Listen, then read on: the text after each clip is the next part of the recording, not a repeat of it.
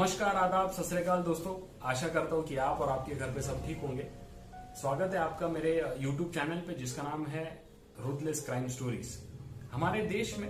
हर दिन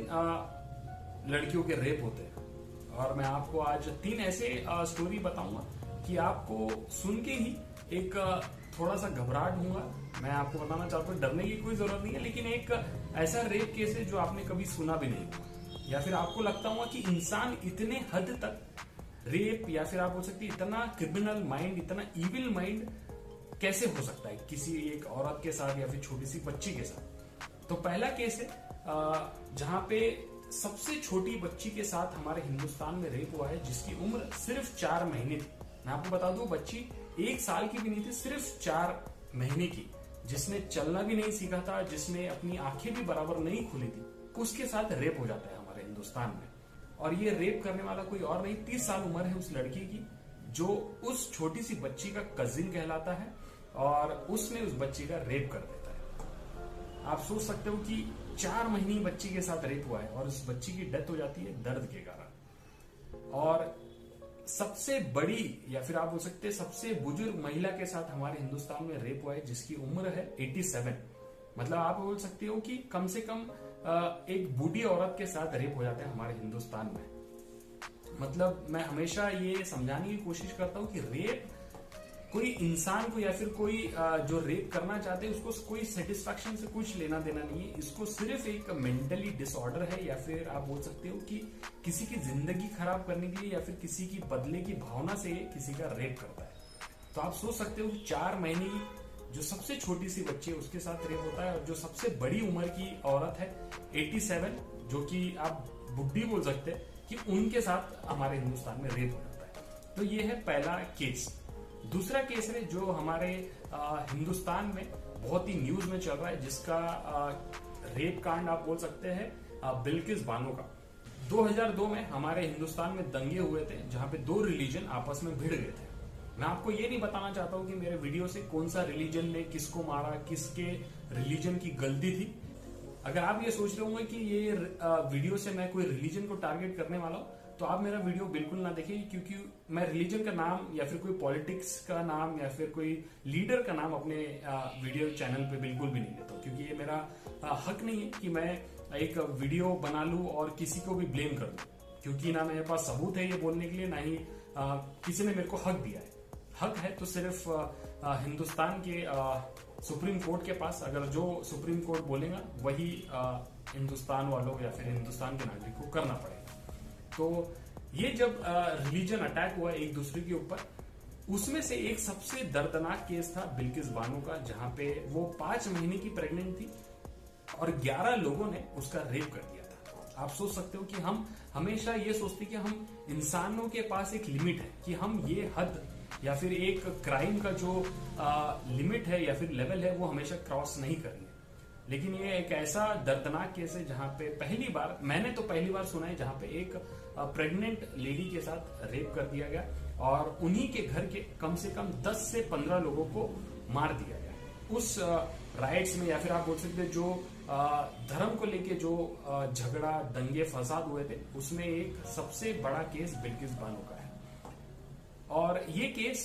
अगस्त 2022 में इसलिए न्यूज में चर्चित है। ये जो अक्यूज्ड है, जितने भी 11 लोग हैं, इनको 2008 में लाइफ इम्प्रिजनमेंट या फिर आप बोल सकते हैं आजीवन कारावास की सजा मिली थी। अगस्त 2022 को पूरे 11 अक्यूज को रिहा कर दिया, ताकि जो इनकी जो उम्र थी, ये तो पूरे 11 अक्यूज की इतनी उम्र थी कि ये कभी भी, मुझे नहीं लगता कि फ्यूचर में किसी को नुकसान पहुंचा सकते थे, और जेल में इनका इतना अच्छा स्वभाव था। मैं आपको बता दूं, अगर आप कोई भी क्राइम करके जेल में जाते हो, अगर आपका बिहेवियर अपने जितने भी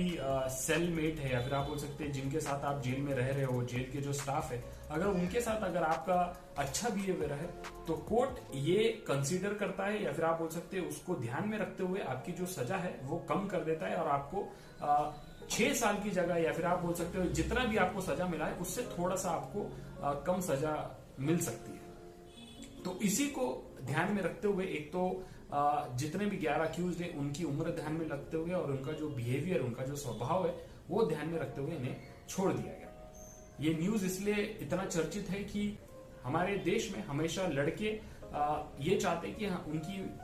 माता, उनकी जो बहन है हमेशा सुरक्षित रहे, लेकिन हम लड़के ये भूल जाते हैं जिसको हम अपनी माता या फिर जिसको हम अपनी बहन नहीं बुला सकते, उनको ये हक मिल जाता है कि वो उनका रेप करे। जिसको आप अपनी बहन नहीं मानते, शायद आपको ऐसा लगता हो कि आप उसका रेप कर दे, या फिर आपको उस लड़की के साथ या फिर वो औरत के साथ किसी का लेन देन नहीं है तो आप उसको छेड़छाड़ या फिर उसके ऊपर एसिड अटैक या फिर उसका रेप कर सकते हो। लेकिन मैं आपको बता दूं, ये वीडियो के माध्यम से कोई भी लड़की हो या फिर कोई भी औरत हो, हमारा लड़कों का कोई हक नहीं बनता कि उन्हें उनके साथ रेप करे, उनको रास्ते पे छेड़े या फिर उनके साथ कोई भी क्राइम करे। और इसी के साथ साथ जब ये जितने भी 11 अक्यूज्ड रेपिस्ट ये जब जेल से बाहर छूट के आए, इनके परिवार वालों ने इनका फूल और मिठाइयों से स्वागत किया। ये ऐसा लग रहा था कि ये 11 लोग कोई जंग पे गए थे और इन्होंने ये जंग जीत ली और बिना कोई घायल हुए ये वापस आ गए। ये एक ऐसा वीडियो लग रहा था मेरे को, मैं बिलीव नहीं कर पाता ये मैं पर्सनली एक रेपिस्ट का कैसे आप स्वागत कर सकते हो फूलों से, हारों से। चलो ठीक है, वो रिहा हो गए, उनको अपनी गलती का शायद एहसास हो गया होगा तो शायद वो रिहा हो गए, लेकिन परिवार वालों ने इतने स्वागत से उनका वेलकम किया, या फिर आप बोल सकते हो इतने कि वो कोई बहुत बड़े जंग जीत के लाए जहां पे दुनिया से उनको बहुत फायदा हुआ। तो इसी के कारण ये जो न्यूज है ये बहुत बढ़ चुका है हमारे हिंदुस्तान में, और किसी को बिलीव नहीं हो रहा है कि 75 साल हो गए आजादी को लेके, और उसके पहले जब हमारा 15 अगस्त था उससे 2 दिन पहले एक बच्चे का मर्डर हो गया था अपर कास्ट और लोअर कास्ट को लेके, और ये 11 अक्यूज को कोर्ट ने रिहा कर दिया। तो हमारे देश में आज के टाइम पे सबसे बड़ी 2 घटना है जो मैं आपको बताना चाहता हूँ। और जो तीसरा है, ये आपको सुन के आपको यकीन नहीं होगा कि ऐसे लोग हैं जो जानवर जैसा बर्ताव करते हैं हमारे हिंदुस्तान में। जब भी मैं एक आर्टिकल पढ़ता हूं तो ये एक तो इंडिया के बारे में बताते हैं या फिर पाकिस्तान के बारे में बताते हैं। ये एक ऐसा रेप है जो मैं पढ़ के थोड़ा सा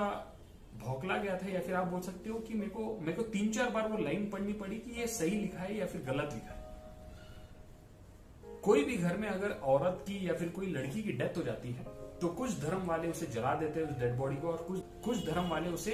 कब्रिस्तान लेके जाके उसे दफना देते हैं। लेकिन हमारे सोसाइटी में, हमारे मोहल्ले में ऐसे कई जानवर हैं जो पता लगा लेते हैं कि कौन से घर में अगर औरत की डेथ होती है तो वो कब्रिस्तान में जाते हैं रात को, जब कोई नहीं होता,